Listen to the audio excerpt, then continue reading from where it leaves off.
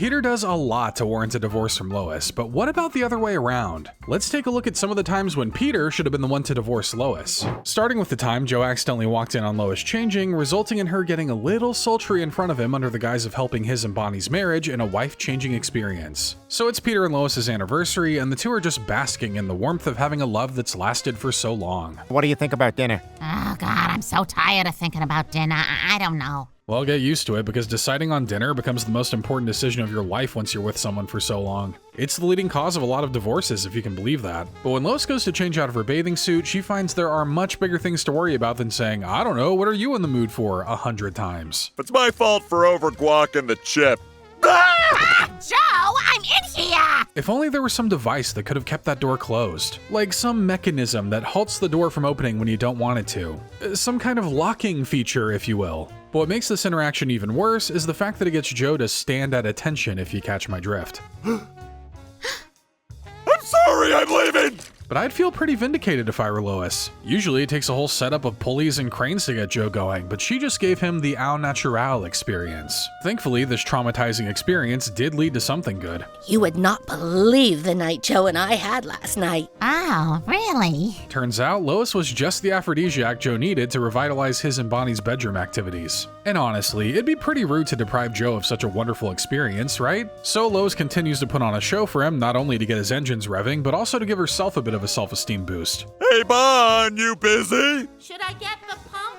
Oh, no need. Let's do this! Scraping dog poop off his shoes really gets him going, huh? I guess when you haven't had an organic rise in forever, you take what you can get. Maybe Lois should have brought some of that poop to the bedroom, because Peter is not as interested. What do you say tonight I turn the TV off and turn you on? What are you, drunk? I mean, how else is she supposed to get in the mood with Peter? Hiding a fifth of vodka in the toilet tank has probably been Lois's greatest idea ever. But eventually, Lois's antics with Joe get spotted by Quagmire, who informs Peter of what he's seen. What are you clenching in that fist there? Glad they could work through this quickly and efficiently, but this doesn't stop Lois, as she just needs some kind of attention to make it through the day. And she's positive there are loads of men out there that want to get a load of her. What possessed you to impersonate a nurse and give 7 addled Korean War veterans sponge bath? I guess OnlyFans hadn't entered her orbit yet. Honestly, could have solved her problems and made her a little bit of money. So yeah, even though Peter would kinda start doing the same thing as her, it was just in retaliation for Lois starting it in the first place. I feel for the woman, but she does tend to go a little insane. And Lois would continue a trend of emotional cheating when she commits the cardinal marriage sin of yelling another man's name out in bed in Wild Wild West. So Quahog's in need of a new mayor, but Peter isn't too happy with the frontrunner being Elle the librarian. Mayor West was a legend, and now they're gonna replace him with some third-tier character with a joke name? And that's him being nice. Elle was probably a bit lower than third tier, but by God, she's putting in the work to rise up the ranks. That's when Peter remembers that Mayor West did have a relative they could potentially call upon. Wild West is a legendary cowboy and a spokesman for everything manly. Because heaven knows the men sitting at that table were really holding down the fort of manliness in this town. So Peter goes out to his farm to convince him to become mayor, but it doesn't seem like he has any interest in the role. I appreciate you coming all this way, Peter, but I can't be your mayor. But Wild West, we need you! Never mind that he doesn't really have any of the telltale experiences or skills to be a mayor. Then again, neither did Adam West. The title of mayor is a bunch of nonsense anyway. Some places literally have a dog as their mayor, and you know what? They're right to do that. Howdy, Quahog. My name's Wild West, and I'm here to throw my hat in the ring to be your next mayor. But when he changes his mind, Lois accuses Peter of being sexist and only wanting a man to be mayor. I mean, that is true. He's really making it hard to give him some sympathy right now. Maybe all Lois needs to do is meet him to get a good feel for whether he'd make a good mayor. She might want to get several good feels in based on how she starts acting. There's nothing I respect more than women. Is that so? Just like Lois to go and be attracted to handsome men who say kind words and do nice things. I guess you could say she's got a type. You're all alone up here with no one to touch your sweaty biceps. Alright, sounds like Lois needs to get some touching of her own in before she makes a bad decision. Unfortunately for Peter, she brings her fantasies home with her. Oh, yes. Oh, Wild West. Wild West. What? Maybe she wasn't calling out his name. Maybe that was code for Peter to get a little wide on the west side of her body. Yeah, no, she totally was fantasizing about another man. Do it on your own time, Lois, but don't bring a third man into your bed without consulting your husband first. Even if he is the living incarnate of warm leather and neat whiskey. Wait, whose side are we on again? But Lois almost wished for an affair when she decided to bring Quagmire to her school reunion instead of Peter and the Lois Quagmire, even going so far as to get angry at him when he actually respects her boundaries. So when Lois gets the invite to attend her fancy high school reunion, she takes one look at Peter and realizes that she'd have more credibility showing up in a burlap sack than showing up with her husband. These girls come from old money, so they can be pretty stuffy and judgmental. Which means their thoughts and feelings are way more important than Peter's. Unfortunately, you need to reach a certain income level before you're allowed to be treated like an actual human being in her eyes. But Lois manages to think of a workaround for this by recruiting the most put together of all their friends. Maybe it'd be fun if, I don't know, maybe the two of us went together?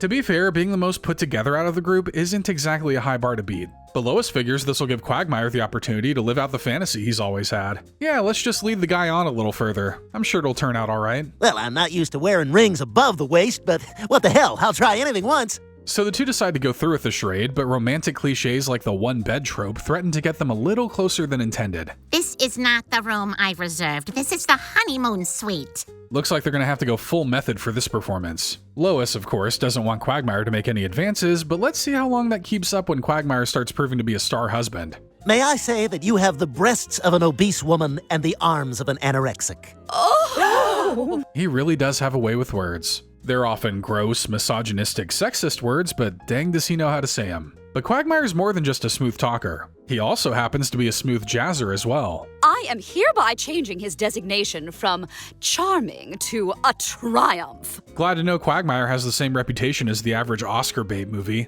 This really is a new experience for Lois, having a husband she doesn't have to be ashamed of. She's almost a little bummed they don't get to follow through with her husband and wife duties. I want you to meet the cocktail waitress I'm about to sleep with. What? I mean, she wouldn't have gone through with it. Maybe. Probably. But it would have been nice to have been considered. Somehow this is an even bigger slight against her than actually trying to make a move on her. You know, the hotel sent champagne up for us last night. Oh, why didn't you send it to me and Jenna? We really don't know what Lois was expecting here. She didn't want to be hit on by Quagmire, but she did at the same time? She didn't want to be embarrassed by her real husband, and yet having a great fake husband has made her real life even more embarrassing. I wanted you to try.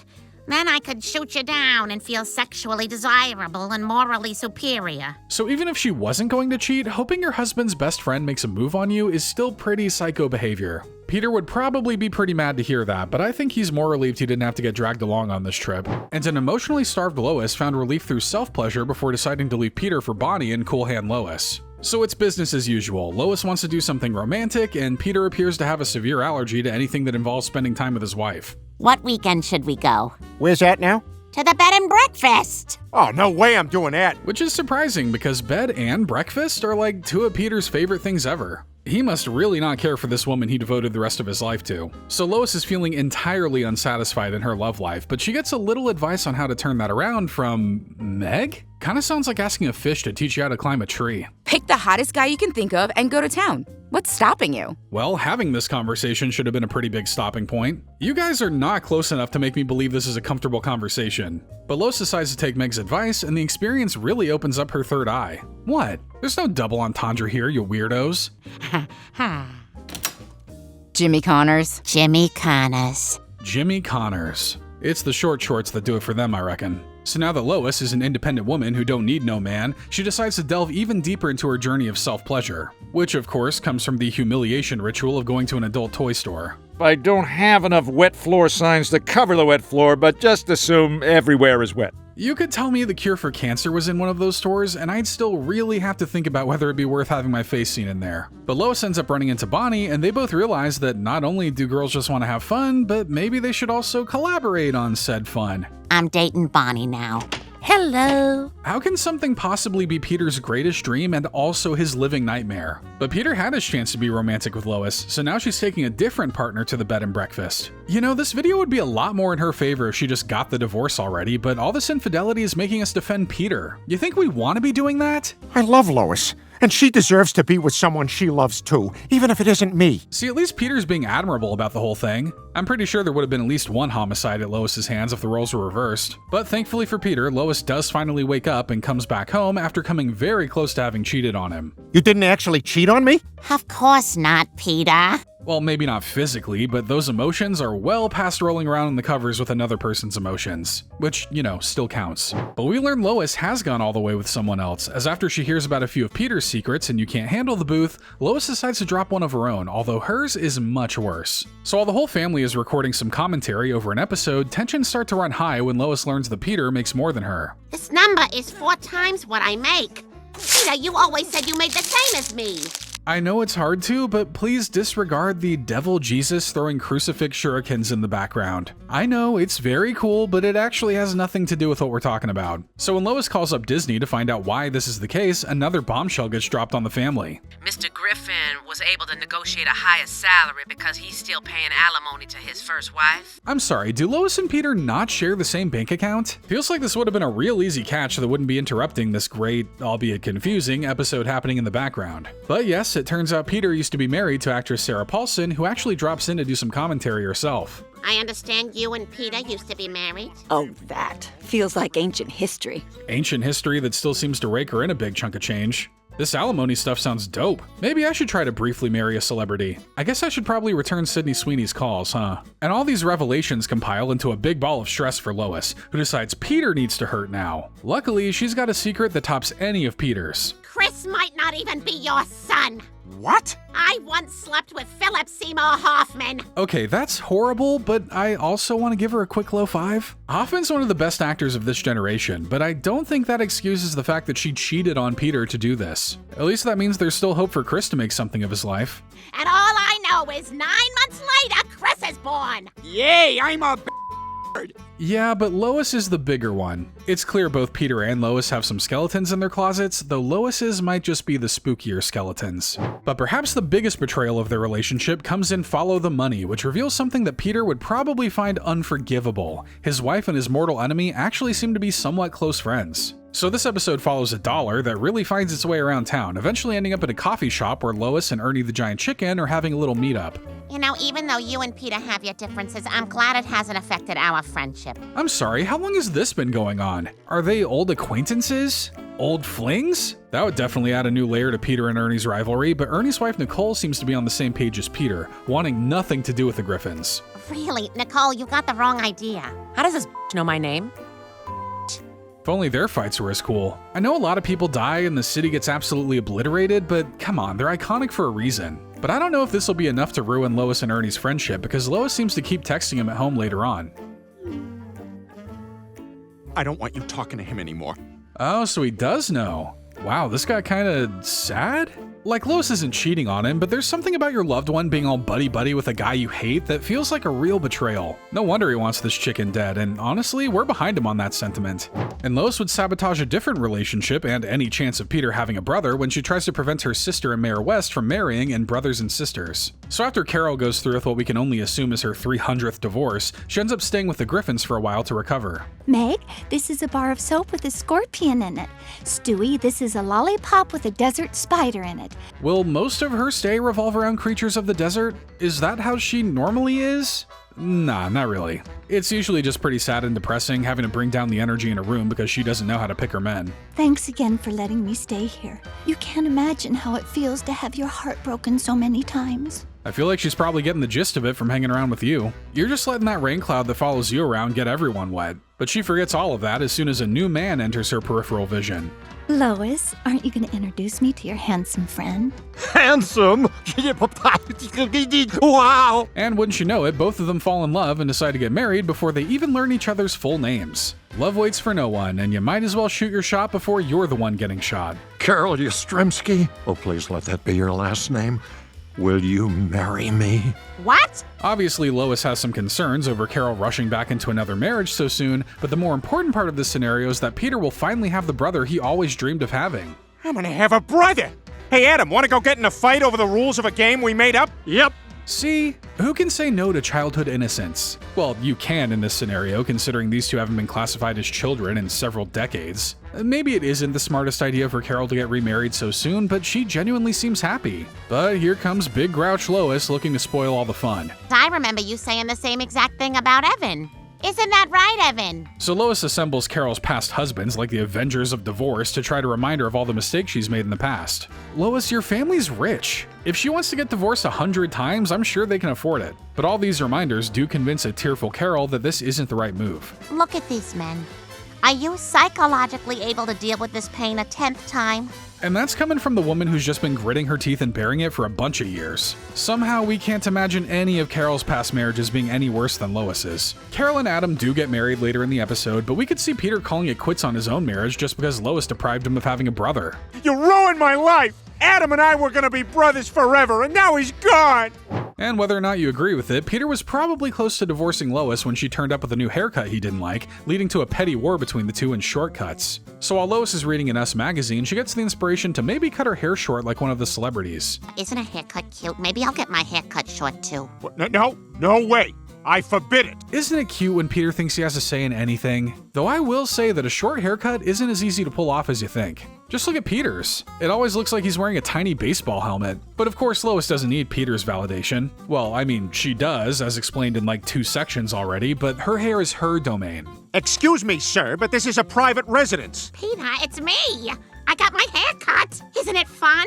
Would you be shocked to find out that Peter doesn't find the thing he didn't want Lois to do not fun? I mean, it's her body, her choice, but it kinda just makes her head look a little big, so I'm not sure if I can pick a side. You look like Anne Hathaway in Les Miserables. Don't you ever compare me to Anne Hathaway! Well, that was unwarranted. The Anne Hathaway slander, I mean, not the slap. But the slap is a pretty good catalyst for divorce, though I don't think Peter's taken the bait. Well, since Lois did something to her appearance that you don't like, you should do something to your appearance that she doesn't like. The possibilities could be endless. Neck tattoo? Chin strap beard? Reverse circumcision? Peter tries a few things like going shirtless and wearing jeans, but she's too smart to be budged. So we agree that your haircut is stupid. What? No, I love my haircut. Then I love this look. A little early to say you love it, right?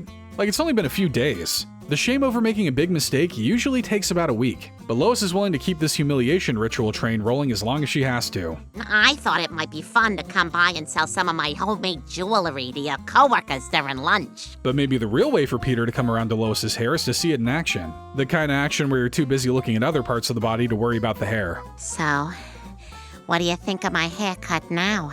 It's ugly, I hate it. Well, the door's right over there, but Peter doesn't back out of this relationship over a simple haircut, though we would totally support him if that was his choice. And since Peter ruined several vacations, it was Lois's chance to ruin one by making a romantic getaway all about her vanity and the stowaway. So Lois doesn't have much going on in her life, which naturally means the biggest thing she has to worry about is Bonnie getting more likes on her Instagram posts than her. But you look at this, Bonnie's latest post has 43 likes. That's tied for the record. Hey, you should see what your husband gets whenever he posts. Those numbers would drive her into a psychosis she might never recover from. But things are turning around for Lois because she and Peter managed to win a romantic weekend getaway to Vermont at Stewie's preschool. Vermont is an Instagram gold mine. I could shatter Bonnie's record. And, you know, maybe spend some time with your husband if there's room for it. She is way too old to be acting like she's an Instagram influencer. The only thing she's influencing on there is deleting the app altogether. Every time I do a post, she does one right after. So what? My thoughts exactly, Peter. So they try to use Vermont for content, but Peter is the only one popping off some good posts. You just can't teach talent, I suppose. And even her baby accidentally flying to Paris with Quagmire isn't really enough to sway her from backing down on her Instagram crusade. Listen, Stewie is safe. We're in the prettiest place we'll ever be, and I'm on an Instagram hot streak. Maybe I wasn't clear. Stewie is in Paris with Quagmire. Even if they weren't in a whole other country, just being with Quagmire is enough to raise a few alarms. But despite Peter, of all people, trying to be the voice of reason, Lois marches forward and comes across what she thinks will make the perfect Instagram post. Oh, this is it. A good caption, and Bonnie's reign is over. And don't ever let someone tell you that being a wannabe influencer isn't dangerous work. Sometimes to get the perfect shot, you gotta really push yourself to the edge. I believe the people from ancient civilizations referred to it as doing it for the vine. One more big step back. You know what? Tiny step forward. Would taking pictures of her body break Instagram's terms of service? Like, if they're cool with a bunch of AI slop, they're probably chill with a mangled selfie. I got so wrapped up trying to beat Bonnie at stupid Instagram that I ruined our whole weekend. Probably not grounds for divorce at face value, but this needless trip to the hospital certainly puts a cherry on top of the crap sundae this trip was. Next time, just do a bikini pic or something. You gotta play to the algorithm, and the algorithm is a freak.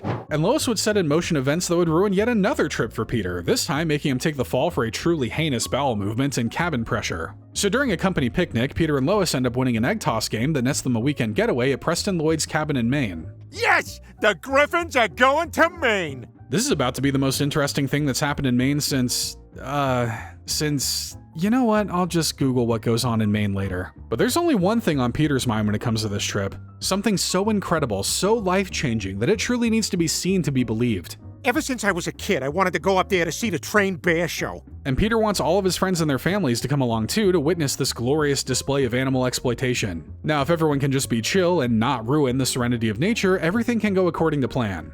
Look at all those big smiles. And Cleveland Jr., no wet feet on the hardwood floor. Because when you think of calm and tranquil, you think of Lois and her shrill voice. But a nails-on-chalkboard voice is one thing, but nothing kills the vibe like a bathroom travesty. Someone either laid a giant turd or tried to flush a russet potato down the toilet. Well, better get on that taste test, Glenn. Of course, nobody publicly claims ownership of said turd, but the owner ends up confiding to Peter in secret. It was me, Peter. I clogged the toilet. that was you? How is that even possible? Nature finds a way, and nature is disgusting. But despite being surrounded by their closest friends, I guess they don't have one of those friend groups you can talk openly about your poops. A sad existence, I say. But this means that Lois wants Peter to take the fall for this thing. Oh, great. As if that little slug of yours isn't embarrassing enough. Sorry, I have to make this believable. A simple, gross probably would have sufficed, Lois. But Peter's pain doesn't end there, as he gets so wrapped up in all the plans of everyone else that he misses his chance to see the bear show. And now we gotta come all the way back here tomorrow. But we're actually closed permanently. Just have the bear maul him. He'll be in less pain than he's experiencing now. And I would say Peter has the right to be pretty upset, but Lois just completely undermines his frustrations. It sounds kind of dumb. It's not dumb. It's hilarious, and it's the only thing I wanted to do this entire trip. Yeah, Lois is pretty hard to defend on that one. And Lois would learn she stinks at gambling when she got the family stranded at a casino when she gambles away their car and the sun also draws. So while on a trip up to New York, the Griffins get a little turned around and end up at an Indian casino. Wow, an Indian casino! Yeah, I gotta find me the stink lodge. I guess the children had to learn about the wonderful world of gambling at some point. Sure, it's ruined so many people's lives, but you know what we call those people? Quitters. Now take out that second mortgage and get back on that craps table. Excuse me, can you tell me how to get to New York? Well, sure, but what's your hurry, man? Don't you want to play a little first? Buddy, this lady wakes up and does the exact same thing every single morning. She hasn't gambled on a thing her entire life. But what could be the harm in just throwing a little bit of pocket change into a shiny, flashing machine? Other than the obvious epilepsy trigger, of course. Just us trying to rebuild our shattered culture after you our land and defiled our women. Well, as long as you're not using it for firewater. Easy there, guy. It's just slots. Not everything needs a backstory. Like, look at this nonsense. I don't need the toilet I'm flushing my life savings down to look like a Saturday morning cartoon. And by the time Peter catches back up to Lois, the hypnosis has already been brought into effect. I didn't know you know how to play poker, Lois. Yeah. Well, how you doing? Yeah. That's good, honey. Let's go. Ballsy move to make her try to quit cold turkey. You need to wean her off little by little. Start with some of those crappy mobile games big celebrities are advertising for some reason. But Lois may have gotten in too deep as she makes a gambling blunder that honestly would have been right up Peter's alley. But here's the really silly thing, Peter. I sort of bet our car. A move so shocking, so out of character for Lois, that Peter didn't even have a prepared noise to respond to her with. He could only just let out whatever that was. Like, that is the pinnacle of absolute confusion. Luckily, no one was harmed or killed in the midst of Lois's brief gambling addiction, but Peter better make sure he gets a prenup in place just to be safe. But a new addiction to decluttering makes Lois insane and throw it away as she drives away Peter and the rest of the family with her cleaning habits. So after Lois learns about the art of decluttering from Trisha Takanawa's new book, she decides to start applying these new practices around her own home. She says that when you declutter your house, you declutter your mind and clear a path to true happiness. Wow, the book makes you believe all that? No psychedelics required? Look, there's keeping things neat and tidy, and then there's minimalism that would make even Donald Judd question you. Just a little art humor for those of you who also know how to Google things. This sweater, it's okay, but it doesn't kindle joy. I'm throwing it out. Now get to it. Quite the tricky framework to live by. I wouldn't exactly say toilet paper gets my joy kindling, but I'm not just gonna throw it out. Heck, I might even reuse it if I feel so inclined. That's called living frugally. There's nothing in your throwaway pile. I know. I'm keeping everything. Everything kindles joy. See, now that's a more enjoyable worldview to have. Joy and happiness really can come from anything. I mean, just look at this place. Look at all the potentials for joy. But while Lois wants to achieve total comfort in the minimal, Peter just doesn't live a lifestyle that can coincide with that outlook. Lois, you could just pee in these like a spacesuit, right? Peter, you don't kindle joy. And that is probably going to be the closest we can get to Lois saying the words, "I want a divorce." I'm not going to say this isn't the right move, but I would have rather it came from real issues instead of all this lifestyle mumbo-jumbo. You're throwing me away? Yes. But with Peter out of the house, Lois still doesn't feel fulfilled and continues her crusade against clutter, slipping deeper and deeper into full-on psychosis. She's clearly developed the strength of the insane. What did you say, Chris? Nothing, I'm sorry. You know those stories about mothers lifting a car to save their baby? Well, just wait until you see a mother disillusioned by a self-help book. That's a power you'd need 2 Infinity Gauntlets to contain. And Lois eventually gets to the point where she's decluttered the house of every last thing, detail, and color. I got rid of all the clutter. I made order out of chaos, and it's beautiful. Yeah, congrats on going full Thanos just because you read a book. This level of insanity would be a very clear and understandable reason for Peter to finally pack it up and leave Lois for good, but like a good husband, he forgives her. You were so close to getting out, man. Just keep her from reading self-help books. Try giving her some romantasy and see what happens. But Lois would romanticize beating up Peter and Baby You Knock Me Out, but luckily, boxing keeps her from actually laying into him. So while the gang attends Foxy Boxing, a ladies' boxing show, Peter tries to goad Lois into getting scrappy. Hey, Lois, what do you think? You want to fight that lady's boobs? What? No, I'm not fighting anyone. Come on, don't you want to hurt that girl you've never met before? Is that just a weird man fantasy? Men are always daydreaming about getting into fights, unaware that they don't even know how to throw a punch. But Lois does. She just needs the right amount of motivation to throw one. Yeah, punch each other, you Okay, you little bitch. That's it. Kinda feels more like she was talking to Peter than the other boxer. But Lois makes quick work of her challenger and impresses the booker so much that he tells Peter that Lois should do this competitively. I'll take you somewhere real fancy and romantic for dinner, just the 2 of us, and in return, I get to try and convince you to fight. Good idea. Get a little bit of wine flowing in her and maybe she'll want to fight someone. Or make out with them. Either way, it kinda sounds like a win for Peter. But Peter actually ends up skipping the convincing part and just takes her right to the fight. I don't want to be a boxer. Who the hell do you think you are? There you go, use that anger. Yeah, but use it on someone who might actually deserve it, like the guy standing right in front of you. Luckily for all parties involved, Lois can just paste Peter's face on another woman's. Somehow I have a hunch that this is the same way she gets through her bedtime activities too. What's your matter? Mad at little old me? In your imagination, I've got long eyelashes. And they are not working for him. Thankfully, Lois does her darndest to knock them clean off of Peter's face, and she keeps this habit up in fight after fight. Is this a healthy way to go through life? Not at all. Does it get results? You bet your sweet Bippy it does. What do you have to be angry about? Where are my flapjacks? And I guess boxing is a much better outlet than constant violence at home. But this just becomes a case of trying to put a fire out with more gasoline. The more Peter feeds her anger, the more she fights, and the likelihood of her getting hurt continues to go up. Look at me. I got a broken nose. I think this is a sign that maybe it's time to hang up the gloves. I guess those have to go and keep their violence inside the house like a regular family. And now probably seems like a good time to tell Peter why she enjoyed fighting. I just want to clock you in the jaw. Obviously, I can't do that, so boxing was an outlet. I kinda think you could've.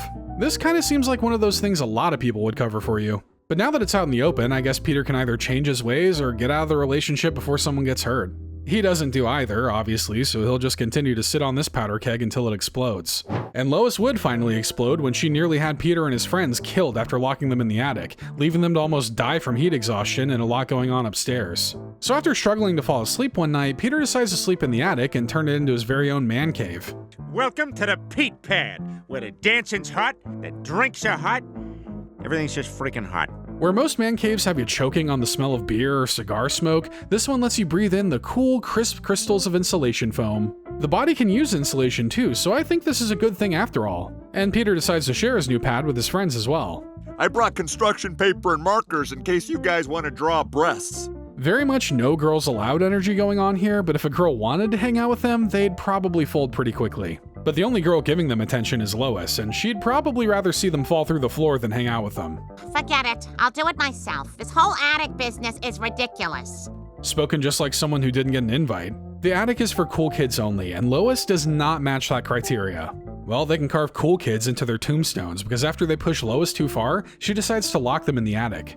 You like the damn attic so much? Then enjoy the attic!